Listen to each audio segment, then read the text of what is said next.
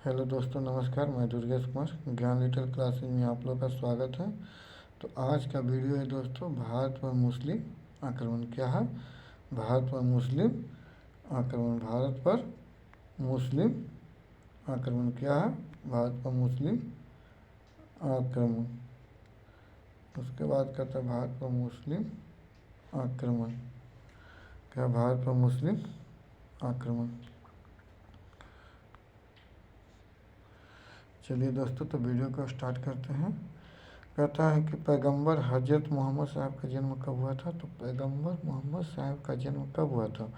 तो 510 ईसा पूर्व, 570 ईसा पूर्व में, 570 ईसा पूर्व में। कहता मोहम्मद साहब की मृत्यु कब हुई थी? मोहम्मद साहब की मृत्यु 632 ईस्वी में हुआ था। मोहम्मद साहब की मृत्यु कब हुआ था?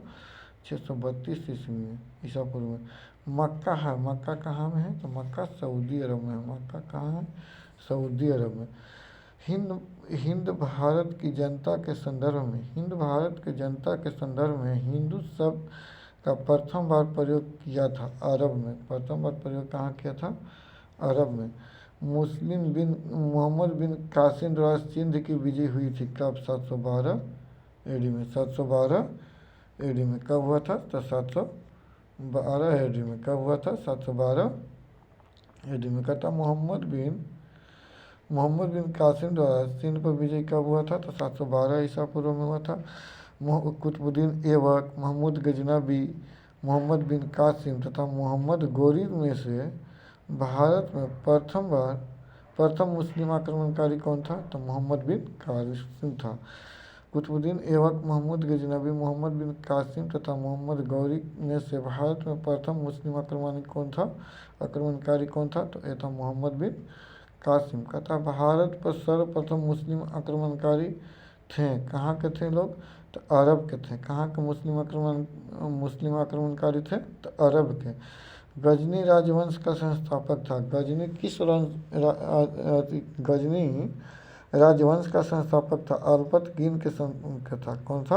अल्पत गिन का। वह चंदेल शासक जो महमूद गजनी से पराजित नहीं हुआ था। वह चंदेल शासक जो महमूद गजनी से पराजित नहीं हुआ था। कौन था? विद्याधर। कौन था? विद्याधर। महमूद गजनबी ने भारत पर कितनी बार आक्रमण किया? 17 बार किया था। महमूद गजनी का दरबारी इतिहासकार कौन था? उत्वी था। उत्वी। कौन था? उत्वी। कौन था? उत्वी। उसके बाद कहता है कि शाहनामा का लेखक कौन थे? शाहनामा के लेखक फिरदौसी संबंधित था। शाहनामा का लेखक फिरदौसी संबंधित थे किस वंश से? तो महमूद गजनबी के दरबार में थे। कौन थे? महमूद गजनबी के दरबार में थे। कहाँ थे? महमूद गजनबी के दरबार में। उसके बाद कहता है कि महमूद गजनी के साथ भारत आने वाला प्रसिद्ध इतिहासकार एवं मुस्लिम विद्वान कौन था? अलबरूनी था। कौन था? अलबरूनी था। कौन था? अलबरूनी था। कौन था? तो अलबरूनी था।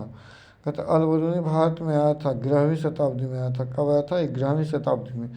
पुराण का अध्ययन करने वाला प्रथम मुसलमान कारी अलबरूनी किस विषय में? प्रथम मुसलमानकारी कौन था? तो अलबरूनी था। कहता है कि पुराणों का अध्ययन करने वाला प्रथम मुसलमान कौन था? तो अलबरूनी। अलबरूनी के विषय में सत्य कथन। कहता है कि उनका ग्रंथ उस समय के जीवंत भारत से प्रभावित था। अलबरूनी का जो ग्रंथ था उस समय जीवन भारत से प्रभावित था। वो संस्कृत का विद्वान था। वो किसका विद्वान था? तो वह संस्कृत का विद्वान था। वह त्रिकोणमितीय का विशेषज्ञ ज्ञान था उनका। संस्कृत का विद्वान था अलबरूनी और त्रिकोणमितीय का विशेषज्ञ था।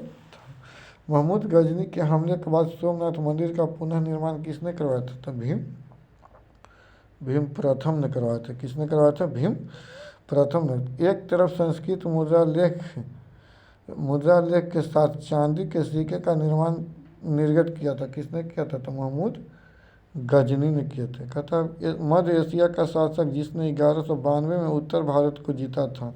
कौन जीता था? शिहाबुद्दीन मोहम्मद। कौन जीता था? शिहाबुद्दीन मोहम्मद।